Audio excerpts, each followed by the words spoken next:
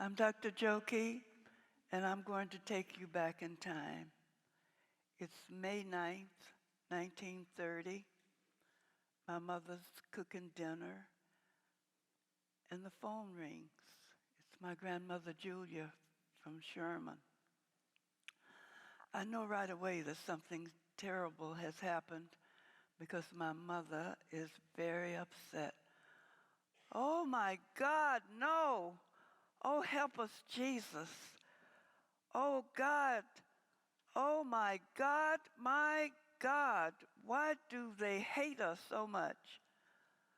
A black man had been accused of raping a white woman on a farm outside Sherman. They put him in a cell, and then the lynch mob came, pulled him out, tied him to the back of a car, and dragged him through the black community. They ended up at a spot across from where the black community had built a thriving business district on Mulberry Street, downtown Sherman. Well, they brought their lunches and they brought their children, and it was like a celebration. They hanged him, mutilated him, and then set him afire and destroyed all of the black properties and businesses. There was another scene going on at my grandfather's place. His address was 1012 Natchez. My grandfather had a premonition that an event like that would happen because at that time, as black people advanced, white people became demonized. So my grandfather was prepared. He had Colt 45s on all the dressers and tables, and a rifle in every corner of each room. And as a toddler in the house, the guns were loaded, and they weren't locked up. And I knew from birth that those were not toys. No one ever had to tell me, but I knew those guns were for our survival. So my grandmother told my mother was just having a breakdown on the phone, and my grandmother said, "Now, sister, you stop worrying because your papa, he's giving out the guns to the men, and we're cooking. We've got plenty of food. I went to the smokehouse, got some meat, and I have jars of food in the storm cellar. So God willing, we'll get through this." Well, my grandmother that night laid out quilts on the porch for the children to sleep. Black people left Sherman, hundreds of them. The professionals left and never returned. The businesses were not rebuilt, and Sherman was never the same. There was a deep wound in all of us, and we were traumatized forever. Black people, after the emancipation, came to Dallas, and they came to a restricted area called Freedmanstown. It was in North Dallas. The area now is known as Uptown. Well, by the 1920s, the area, because of Jim Crow and segregation and mean-spirited whites, and the KKK had an office on Ackert, and they bragged about having the largest membership in the U.S. And because of the way black people were treated, they developed their own independent area. In the State Thomas area and Hall Street, they had their businesses and entertainment areas. And by the 1920s, it was a thriving community. My parents came to Dallas in the 1920s, and a lot of, well, anybody who was somebody and the nobodies too wanted to be part of North Dallas.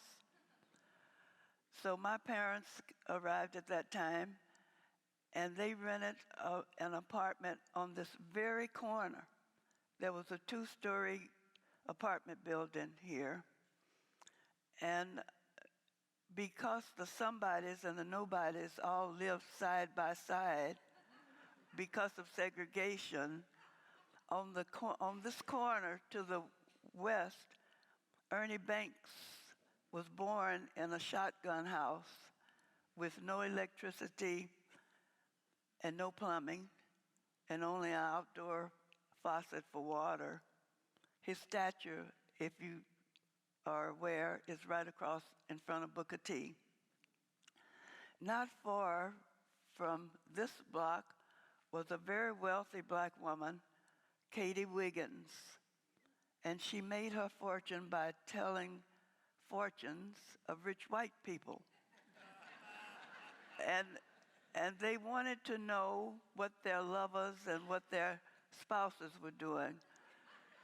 So the chauffeur-driven luxury cars were lined up at Katie Wiggins 24/7.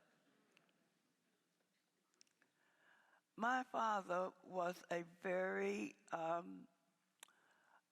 smart and confident man, and like other black men, could not find job opportunities because of racism. And the black male suffered more from racism than any other group. So the best job my father could get at the time was a Pullman porter. There was no union, so the conductors could hire and fire without hearings. And they were very disrespectful. And one of the worst things they did was they had a habit of calling the porters boy and niggers. And my father always tried to maintain his dignity. So when the conductor kept, "Hey, boy, get over here," one day my father snapped, pulled out the keys to the Pullman car, and threw them at the conductor. This was very dangerous because black men were lynched for less, and we suffered because of the job situation until the government started hiring black men to work in the post office. And then my father got a job in the post office, and he bought a house in Oak Cliff. One of the things that was so important to my parents and our teachers was to make sure that we would learn how to navigate a world of white supremacy. It was a tough job.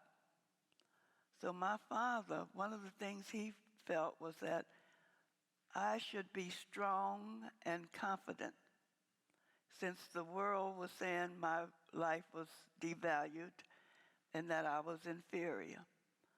So he devised a boot camp for me.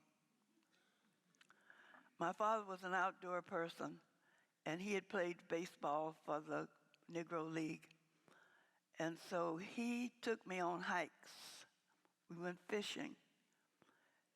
We climbed the cliffs. You know, there are a lot of cliffs in Oak Cliff.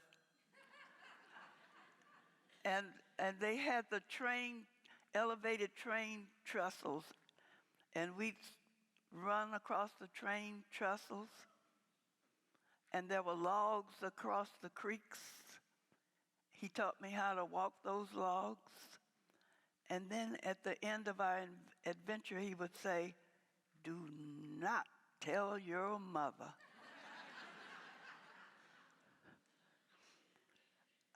My father passed in 1961, and when my mother and I walked down the hall in the hospital looking for a restroom, there was a sign that said, white women only. So my mother looked at me and she huffed and she puffed and she said, I am sick and tired of this crap. We are going into this restroom. It was our moment of revolution. And in our grief, we had become defiant.